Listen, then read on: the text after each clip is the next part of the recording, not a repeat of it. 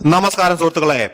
തിയേറ്ററുകളിൽ ശ്രദ്ധിക്കപ്പെട്ടില്ലെങ്കിലും പിന്നീട് പ്രേക്ഷകരുടെ ഇടയിൽ ചർച്ചയായ മോഹൻലാൽ ചിത്രമാണ് ദേവദൂതൻ. 2000-ൽ പുറത്തിറങ്ങിയ ചിത്രം തിയേറ്ററുകളിൽ പ്രേക്ഷകരെ തൃപ്തിപ്പെടുത്തിയില്ലെങ്കിലും വർഷങ്ങൾക്ക് ശേഷം ദേവദൂതൻ പ്രേക്ഷകരുടെ ഇടയിൽ വലിയ ചർച്ചയായി. ഇപ്പോഴിതാ ദേവദൂതൻ റീ റിലീസിന് ഒരുങ്ങുകയാണ്. 4K മികവിലാണ് ചിത്രം തിയേറ്ററിൽ എത്തുന്നത്. റീ റിലീസിന് മുന്നോടിയായി കോക്കേഴ്സ് മീഡിയ എന്റർടൈൻമെന്റ് ദേവദൂതന്റെ പോസ്റ്റർ പുറത്തുവിട്ടിട്ടുണ്ട്. പറന്നുയരുന്ന പ്രാവിനെ നിർവഹിക്കുന്ന മോഹൻലാലിന്റെ ചിത്രമാണ് പോസ്റ്ററിൽ. എന്നാൽ സിനിമയുടെ റിലീസിംഗ് തീയതി പുറത്തുവിട്ടിട്ടില്ല. ഉടൻ തന്നെ തിയേറ്ററിൽ എത്തുമെന്നാണ് വിവരം. ചിത്രത്തിന്റെ ഡിജിറ്റൽ കളർ കറക്ഷൻ ജോലി പൂർത്തിയായതായി നിർമ്മാതാക്കൾ നേരത്തെ അറിയിച്ചിരുന്നു. ഹൊററും മിസ്റ്ററിയും പ്രണയവും സംഗീതവുമെല്ലാം ഇഴചേർന്ന ത്രില്ലറായിരുന്നു ദേവദൂതൻ. 2 വ്യത്യസ്ത ഗെറ്റപ്പുകളിലാണ് മോഹൻലാൽ പ്രത്യക്ഷപ്പെട്ടത്. മോഹൻലാൽ അവതരിപ്പിച്ച വിശാൽ കൃഷ്ണമൂർത്തി, ജയപ്രഭയുടെ അലീന അഥവാ അഞ്ജലീന, വിനീത് കുമാറിന്റെ മഹേശ്വർ എന്നീ കഥാപാത്രങ്ങൾ ഇന്നും പ്രേക്ഷക മനസ്സിലുണ്ട്. ജഗദീഷ് ശ്രീകുമാർ, ജനാർദ്ദനൻ, മുരളി, ശരത്ത്, ജഗദീഷ്, വിജയലക്ഷ്മി, ലെന, രാധിക, നിർമ്മല തുടങ്ങിയവരായിരുന്നു മറ്റ് കഥാപാത്രങ്ങളെ അവതരിപ്പിച്ചത്. രഘുനാഥ് പാലേരിയാണ് ചിത്രത്തിന് തിരക്കഥ എഴുതിയിരിക്കുന്നത്. വിദ്യാസാഗറായിരുന്നു സംഗീത സംവിധാനം നിർവഹിച്ചത്. ചിത്രം പുറത്തിറങ്ങിയ വർഷങ്ങൾക്ക് ശേഷവും ദേവദൂതനിലെ ഗാനങ്ങൾ ആരാധകർ പാടി നടക്കുന്നുണ്ട്. എന്തരോ മഹാനുഭാവുലു ഒഴികെയുള്ള മറ്റ് ഗാനങ്ങൾ കൈതപ്പുറം ദാമോദരൻ നമ്പൂതിരിയായിരുന്നു രചിച്ചത്. മലയാളികൾക്ക് ഒരുപാട് ഹിറ്റ് ചിത്രങ്ങൾ സമ്മാനിച്ചിട്ടുള്ള സംവിധായകനാണ് കമൽ.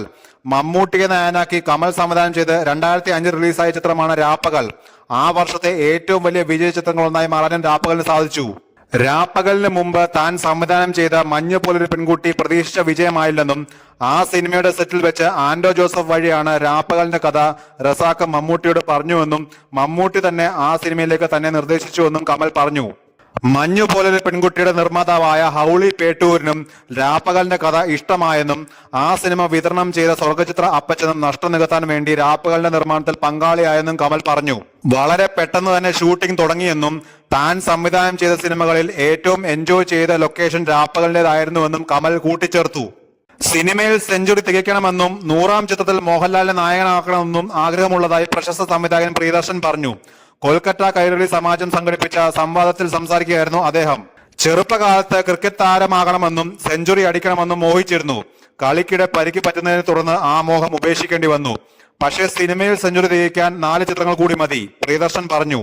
മലയാളത്തിലെ 2 പ്രമുഖ സൂപ്പർ താരങ്ങളായ മമ്മൂട്ടിക്കും മോഹൻലാലിനുമൊപ്പം വേഷമിടാൻ ആഗ്രഹിക്കാത്ത നായികമാരുണ്ടാകുമോ? അത്തരത്തിൽ ഭാഗ്യം ലഭിച്ച ചുരുക്കം ചില അഭിനേത്രികൾ മലയാള സിനിമയിലുണ്ട്. യുവതലമുറയിൽ നിന്നും അത്തരമൊരു നേട്ടം ലഭിച്ചവരുടെ എണ്ണം നോക്കിയാൽ ഒരുപക്ഷെ വളരെ കുറവാകും. പ്രിയ സുഹൃത്തായ മോഹൻലാലിന്റെ സിനിമയിൽ കണ്ടതും തന്റെ സിനിമയിലേക്ക് മമ്മൂക്ക ക്ഷണിച്ച ഒരു നായികയുണ്ട്. അത്തരമൊരു ക്ഷണം ഒരാൾക്ക് ലഭിക്കുക എന്നത് വളരെ വലിയ ഭാഗ്യമാണ് എന്നാണ് അദ്ദേഹത്തിന്റെ അനന്തരവൻ കൂടിയായ നടൻ അഷ്കർ സൗദർ പറയുന്നത്. 2007-ൽ മലയാളത്തിൽ അരങ്ങേറ്റം കുറിച്ച ഒരു നായിക മോഹൻലാലിന്റെ റോക്ക് ആൻഡ് റോൾ എന്ന സിനിമയിലുണ്ട്.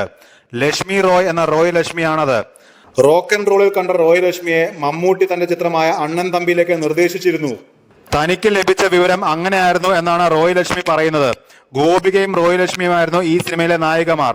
ആദ്യ മലയാള ചിത്രം മോഹൻലാലിന്റെ ഒപ്പമായതിന്റെ അമ്പരപ്പ് മാറുന്നതിന് പിന്നാലെ തന്നെ മമ്മൂട്ടിയുടെ ചിത്രത്തിൽ ക്ഷണിക്കപ്പെട്ടതിന്റെ ഞെട്ടൽ തനിക്കുണ്ടായിരുന്നുവെന്നും റോയ് ലക്ഷ്മി പറയുന്നു. നീണ്ട വർഷങ്ങളുടെ ഇടവേള അവസാനിപ്പിച്ച് റോയ് ലക്ഷ്മി വീണ്ടും മലയാളത്തിലേക്ക് തിരിച്ചു വരികയാണ്. ഏറ്റവും ഒടുവിൽ അഭിനയിച്ചത് മമ്മൂട്ടി ചിത്രമായ ഒരു കുട്ടനാടൻ ബ്ലോഗിൽ ആയിരുന്നുവെങ്കിൽ അടുത്ത ചിത്രം അദ്ദേഹത്തിന്റെ അനന്തരവനായ അഷ്കർ സൗദറിന്റെ സിനിമയിലാണ്.